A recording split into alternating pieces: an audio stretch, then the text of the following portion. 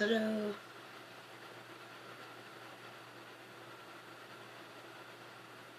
I'm going to do a magic trick. Let's see if you can tell what it is. I'll be right back. And voila. I played in my makeup. I did it for a couple of reasons. One, because I hardly ever wear makeup. I wanted to make this video for posterity, whatever the future. No, I'm just playing. I wear makeup sometimes. But I was on this chat. There was a fellow on there who was really down on himself. And he felt like he was ugly.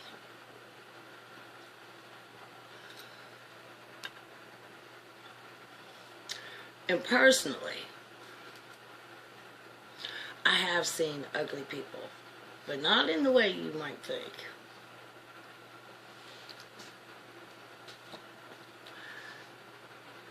Like,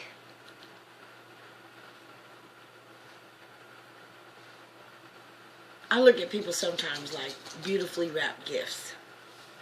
You know, imagine there's a table and it's got all these different gifts on the table and everything, and you've got some really ornate big bows and ribbons and streamers and everything, and foil imprinting and just different beautiful papers and big boxes, little boxes, medium boxes, you know, just all kinds of different boxes.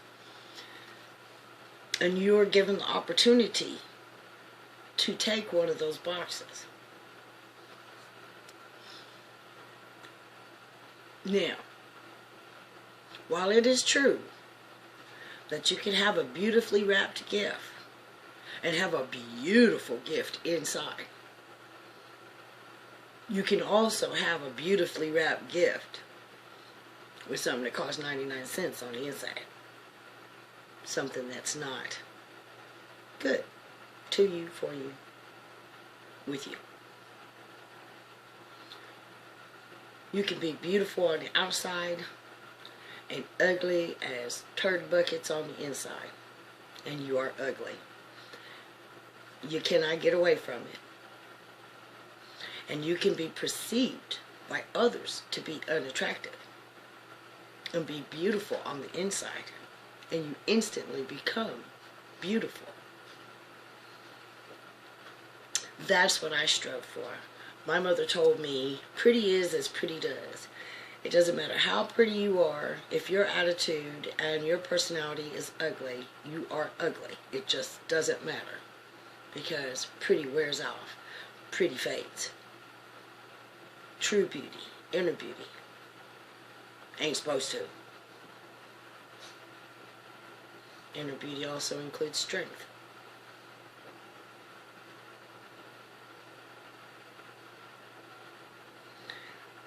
Being popular. Being popular is a double-edged sword. Don't get it twisted. For every person that likes you, there's a person that doesn't. And whether the person that doesn't like you is right, wrong, indifferent, whatever, that's their free will, that's their choice. You don't have to feel bad about it. Because to my way of thinking, it's their loss. It's not mine. You don't like me. Why I want to hang out with you? Why I want to convince you that you need to like me?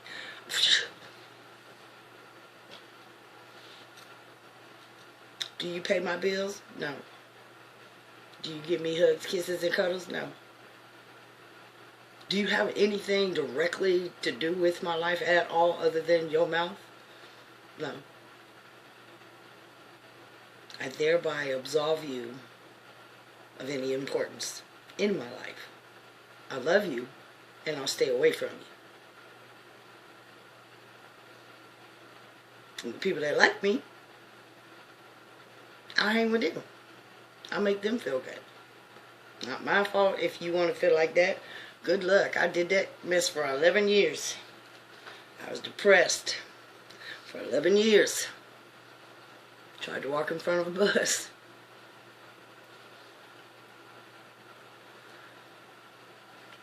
I don't care what anybody thinks about me anymore.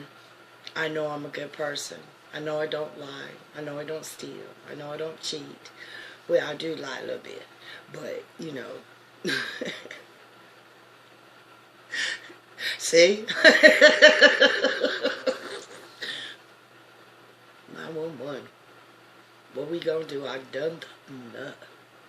But, you know, I've just been discovering that people are just being a little bit too hard on themselves. They're just judging themselves a little too tough.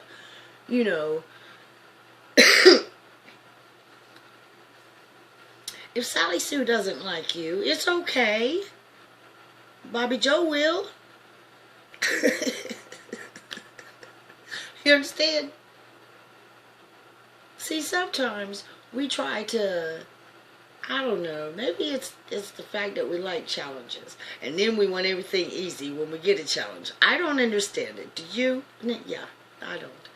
But anyway, so we like challenges, but we don't like challenges. You know, so, you know, we're kind of on the fence about challenges. But we enjoy a challenge. And by that, I mean, I'm just going by what I see. Actions speak louder than words. You can say all day long, oh no, I won't put up with that. But if you put up with that, yes you do. So, excuse me. So, dude's in a situation. I'm just making this up. Dude's in a situation. And he knows that she's using him for his money. She knows that, he knows that she's using him for his money. But he thinks that if he stays with her, she'll eventually see that he really loves her. And that she doesn't have to, you know, steal his money and cheat on him and bring him STDs and things like that.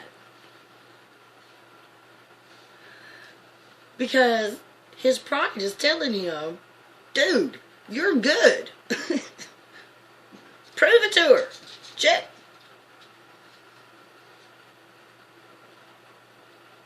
Newsflash. She knows you're good. But she thinks you're stupid. Ladies, he knows you're good. But he thinks you're stupid. And both of y'all, if they think you're stupid, they don't love you. And if they don't love you, why are you still there? Why are you still in that situation that's making you miserable? Are you so, do you just not love yourself enough? Is that what it is? Because then you need to really try to start loving yourself. And I'm going to tell you that that is not the easiest thing to do, because your pride will interfere, your ego will interfere, your fears will object.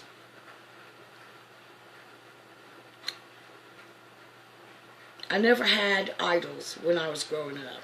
Never. I never had anybody that I could really, truly look up to. So my goal was to die, go to heaven, and spend 20 minutes with God and ask Him if He would please adopt me. Because He was the only one that showed me love. So when I met the love of my life, I thought he needed to be on medication.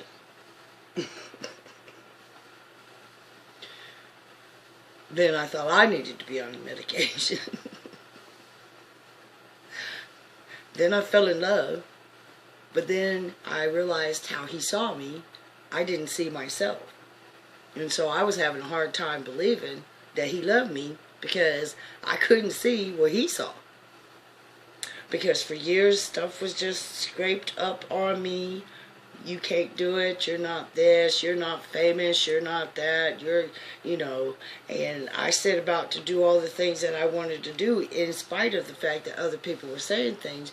But when you hear enough bad shit about yourself from enough different people, and they'll tell you, Michelle, they're not all assholes, it's gotta be you.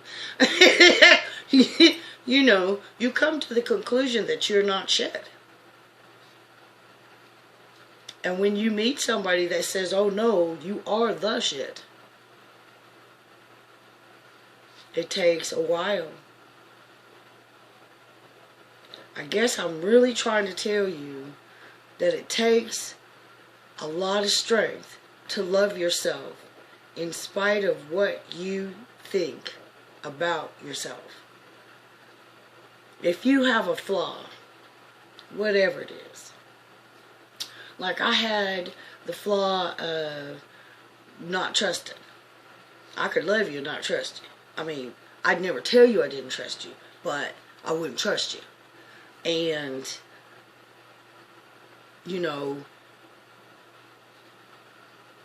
I had to learn to trust him. I left him and I told him, I'm in love with you. But I hadn't thought about trust. And so he allowed me time to learn to trust him. And it wasn't easy. I cried. I cried through healing myself. And when you heal yourself, oh, that's some stuff too. But here's the thing.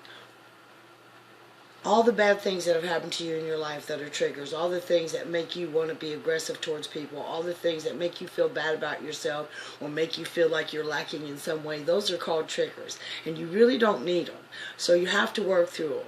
You have to accept your part. You have to accept their part. You have to accept that what happened. You have to understand that you're human, that you're not perfect. You have to love yourself through it. And then once you get through it, you should be able to talk about it in a matter-of-fact way to help somebody else who's going through the same thing and has not seen themselves the way you now see yourself.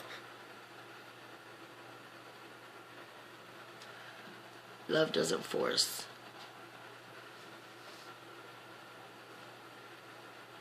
All you can do is show somebody love. You can't make them love you back. I see a lot of people are like, well, I had this guy and I thought he loved me, and what made you think that he loved you? What makes you think she loves you? What makes you think you love them?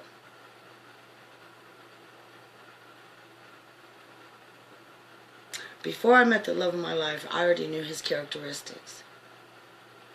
Before you meet the love of your life, you need to know what kind of characteristics you want your love to have.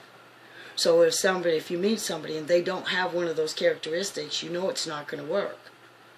You have to know yourself, though. And to know yourself, you have to love yourself. See how this is a circle, a cycle, a thing? It's a thing.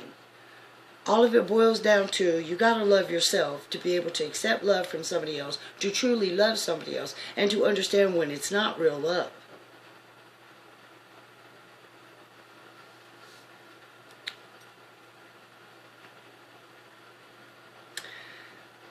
Anything easy is not worth having. Anything worth having is not easy. True love is worth having, but it's not easy to get there. Because you can't just, like most people, just flop off with some rude, crude, and socially unacceptable thing just because you're having a bad day. You love that person. You don't want to do that to that person. If you don't love them, you'll do that to that person. You can't have a good day every day. But, I don't like to argue.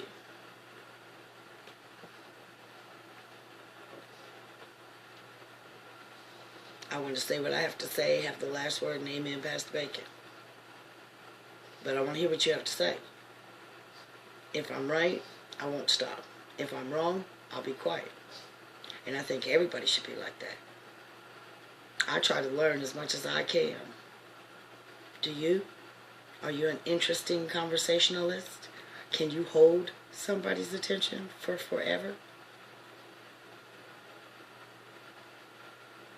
Inquiring minds want to know. I love you. Bye.